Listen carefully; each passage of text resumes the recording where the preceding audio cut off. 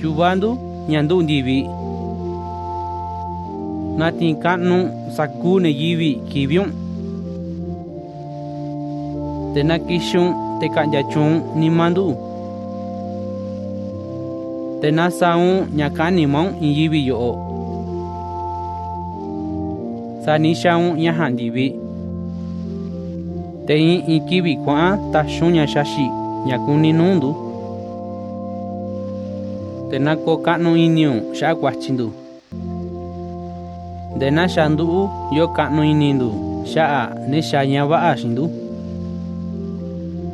Te tashun koto kwa tundo ondu te koyondu no kwachi.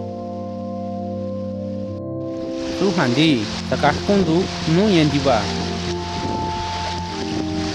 Sakanya yo ondu nyashanya chun unun. Te yo otu dunya kumi saku yendie. Te yo otu shataa kinka no ne yivi. Dendi ini kiwi. Sakana kundua.